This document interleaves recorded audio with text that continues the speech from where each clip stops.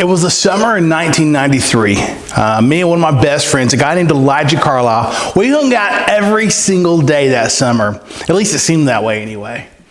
He would invite me over to his house and we'd go swimming in his above ground swimming pool. I would invite him over to my house so that we could explore the woods. I lived in the middle of like this cow pasture, so we were surrounded by cow pasture and woods.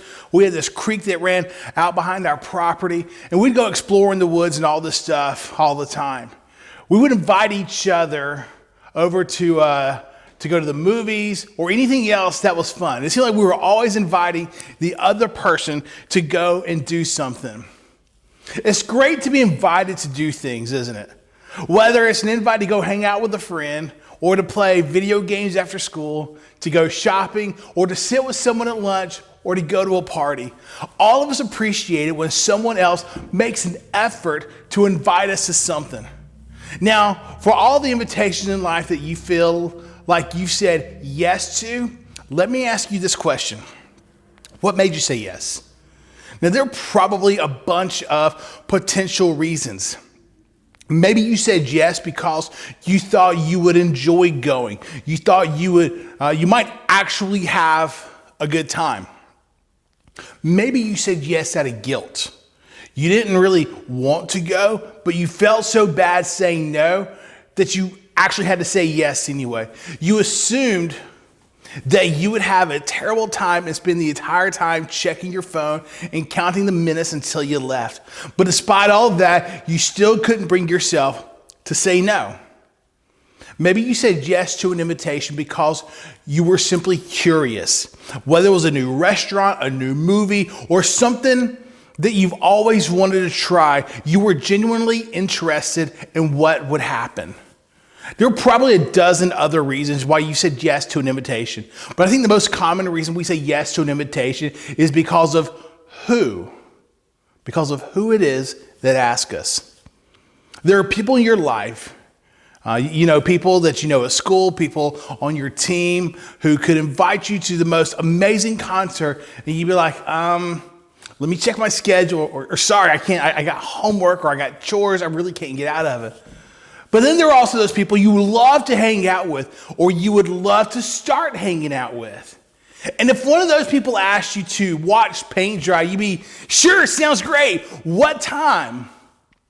All of us know that when it comes to an invitation, the who can be far more important than the what.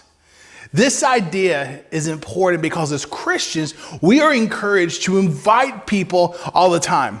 We're told to invite people to youth group, to camp, to TCTC, invite people to a relationship with Jesus. But when it comes to inviting other people to move closer to Jesus, not everyone feels excited about that idea. Don't get me wrong. Some people love it. They can't wait to talk about Jesus with anyone who will listen. They are completely bold when it comes to inviting others to follow him.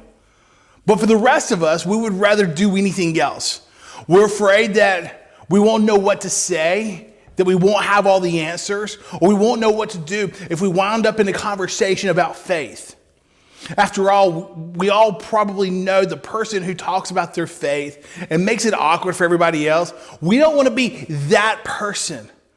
Plus, there's the issue to even begin the conversation.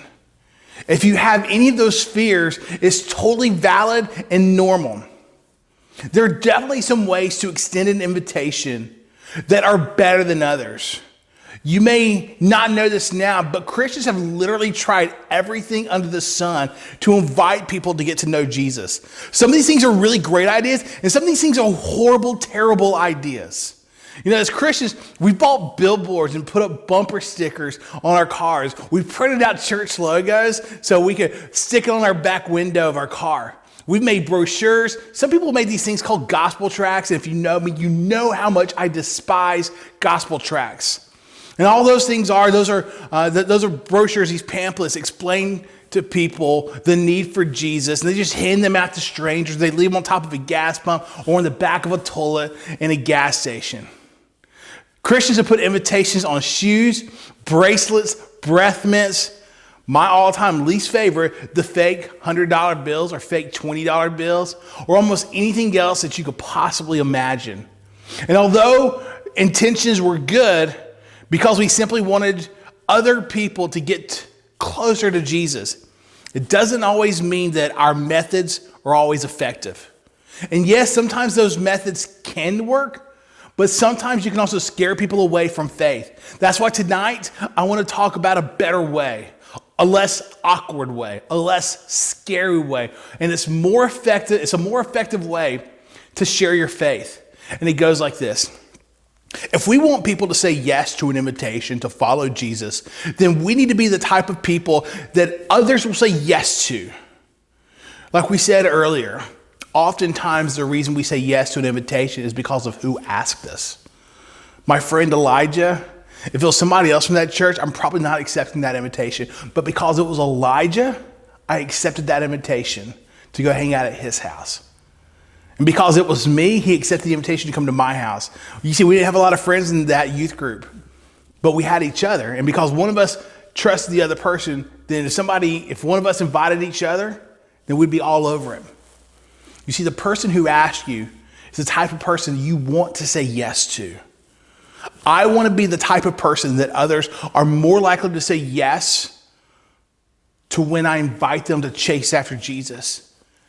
And I want that for you too. I want that for the Antioch student ministry. So to talk more about this, I want to look at an account from the Gospel of John. Now, John's a guy who literally walked with Jesus, and years later, he wrote down everything he remembered from that time. If you read through the Gospels, not just John, but Matthew, Mark, and Luke as well, the other Gospels, you'll see a phrase that comes up over and over again. When people try to describe how great Jesus was, or how amazing his teachings were, or how incredible his actions were, they found themselves struggling to explain it well. So they ended up by simply saying this: come and see. Meaning, I can't tell you everything that you need to know, and I don't have all the answers to your questions. You're just going to have to come and check him out for yourself. The people who loved Jesus were constantly extending invitations to others because of what they experienced. So we're going to look back at a time where John remembers Jesus inviting specific people to follow him and to be his disciples. And one of those people was a guy named Philip. Jesus invited Philip to follow him. And once Philip experienced Jesus, he started inviting others to follow Jesus as well.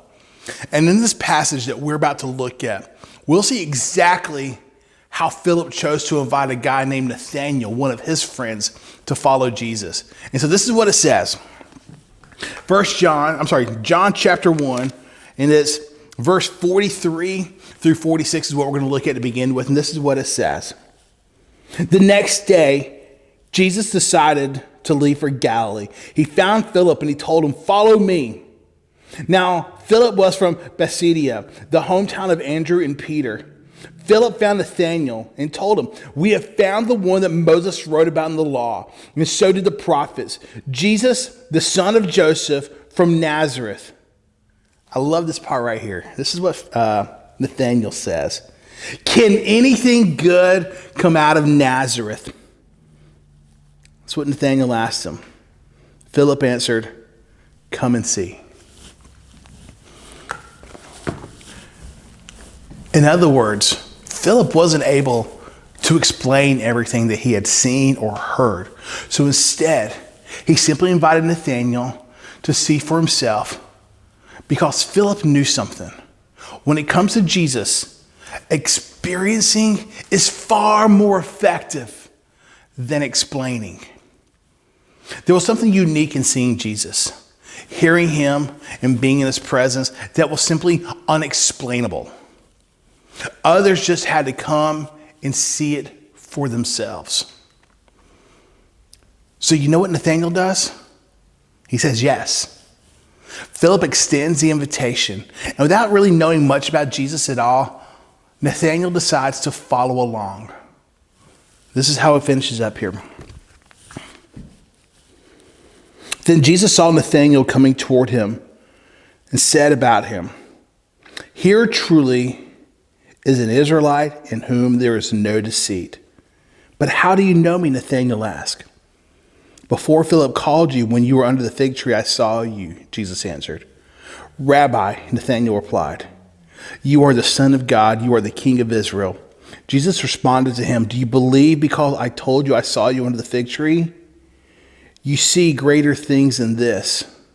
Sorry, he says, "You will see greater things than this." Then he said, "Truly I tell you, you will see heaven open and the angels of God ascending and descending on the Son of Man." So why did Nathanael decide to go and see Jesus when all he knew about Jesus was what Philip told him? I think a lot of that had to do with the kind of person that Philip was. Nathanael may not have known Jesus yet, but he trusted Philip. So he followed along. And when it comes to how we offer invitations to others to follow who we are and how we treat people we're inviting, man, all that matters. See, Philip didn't put up a clever billboard or give Nathanael a fake dollar bill with a sermon on the back. He didn't stand on the corner with a megaphone trying to catch Nathanael's attention. No. Philip was a friend, and he was a friend that Nathanael could trust. So when Philip told him to come and see that, in other words, the best way to influence others to say yes to your invitation, to chase after Jesus, is to live in a way that other people want to chase what you're chasing. Do you see people in your life and you think, man, I could be more like that? Are you considered trustworthy by the people closest to you? Are you the kind of person that younger people gravitate to, that look up to? Do you treat people so well they feel better just by hanging around you? Do you look out for others? Do you treat people with respect even when they don't respect you? Those are just some of the things that make people curious as to why you're different. And the most famous sermon that Jesus ever preached was called the Sermon on the Mount. He said this in Matthew chapter 5, verse 13. He said, "You are the salt of the earth." You and I are the salt of the earth. In other words, our lives should operate like salt. And how does salt work? It flavors things, it perseveres things, it makes things taste better. You know what makes Doritos so delicious? Among all of the things is salt. The secret ingredient to chocolate chip cookies, no kidding, there's no better way than add a sprinkle of salt. Even just a tiny bit of salt makes nearly everything better. And Jesus is saying the same is true for you and I. The world around you should be better and more enjoyable because you're there. Your family should be more enjoyable because you're in it. Your school and neighborhood should be better because you're a part of it. Your friends should be better people because you're in their life. If you're a Christian, every environment you're in should be better, more seasoned and flavored, and more enjoyable because you're there. Why? Because you carry the Spirit of Jesus with you. He makes you better, and He makes the world around you better. That's how it works.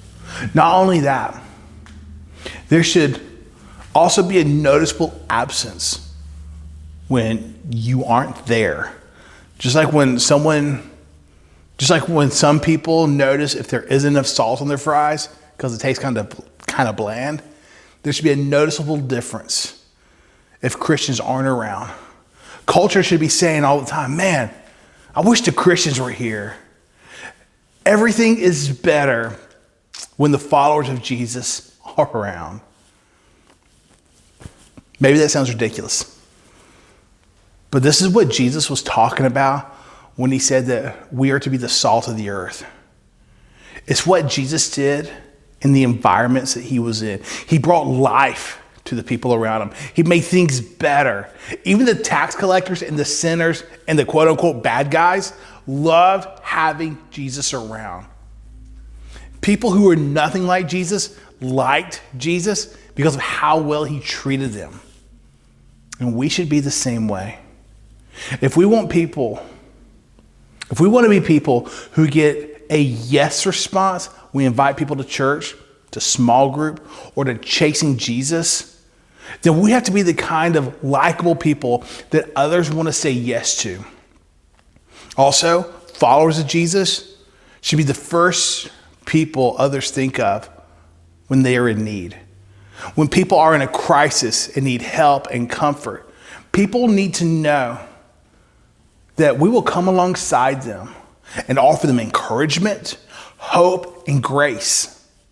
In order to invite others to follow Jesus, we have to have responsibility to live in a way that makes Jesus look like he is worth following. In other words, if we want to invite others to a life with Jesus, we have to actually live like Jesus.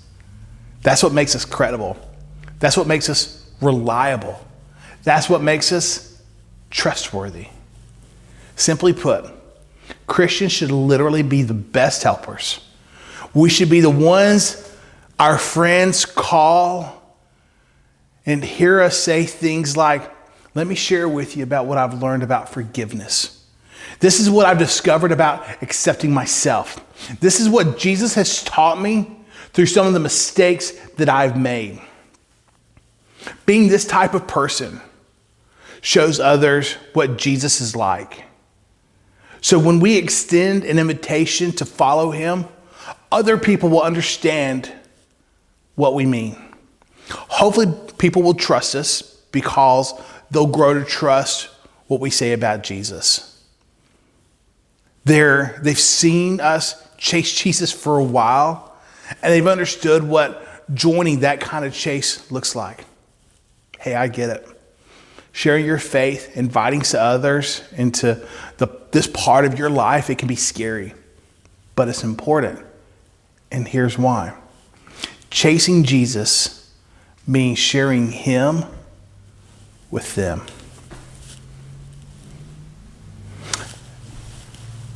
Because Philip chased Jesus and then shared Jesus with Nathanael, Nathanael started to chase Jesus as well.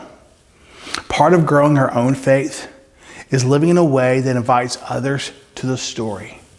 And sharing Jesus with others starts by being likable, by being credible. It starts by caring about people and treating them like Jesus would. And we chase him in this way, sharing becomes easier. It becomes something people around us are naturally curious about. And we invite other people to come and see. They're more likely to say yes because they've seen what chasing Jesus looks like for us. Can you imagine if the reputation of Christians in our culture was that we really are the most likable and credible people around? That we bring joy and hope to people around us? And what kind of influence would we have? I think if we lived this way, people wouldn't be able to not notice. They would have to pay attention. They'd lean in and ask, why is your life this way? And in those moments, when they ask why, it'd be much easier to share Jesus with them because they've seen us live it out day after day. In other words, by chasing Jesus, we're making it easier for others to do the same. Let's pray. Father, I thank you so much that we can still get close to you during these hard times in our lives, Lord. Thank you so much that we have technology where people can continue to chase after you through phones and TVs and apps and websites, Lord. For anybody who's watching this right now, Lord, I ask that you lay on their heart this talk that we had tonight about how chasing after you is important, but we need to live our lives in a way that reflects you, Lord, so that others will see us chasing you and see what that means, Lord. Let us be the type of people that non-Christians will turn to so that they will start to chase you the way we chase you, Lord. We love you. In your son's name I pray. Amen. So that's going to do it for another Digital Sunday Night Thirst. I hope you guys are having a great week. I want to see you guys this Wednesday night. We're going to be on the Zoom app again. I will send out that link via our text. If you've not signed up for our text service, you can do so.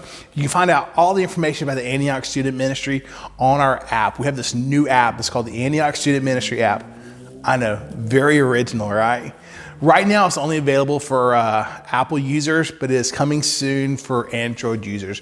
But download the Antioch Student Ministry app, and you'll be able to keep up with all the things happening in the student ministry. You can follow us on all of our various social media pages. You can do daily devotions that are tied to this very talk that we had this week. There's 5 devotions. You can do them Monday through Friday. You can do them Sunday through Thursday, Tuesday through Saturday, whatever works best for you. But we'll update that app every week with devotions that are tied to these talks that we are having. So make sure you download the app, stay up to date. You can sign up for all of our summer fun stuff. Hopefully we'll be able to get in as much of that stuff as possible, but we'll just have to see what happens in the future. But until we are all together again, peace and love to you guys, and I cannot wait to see you again.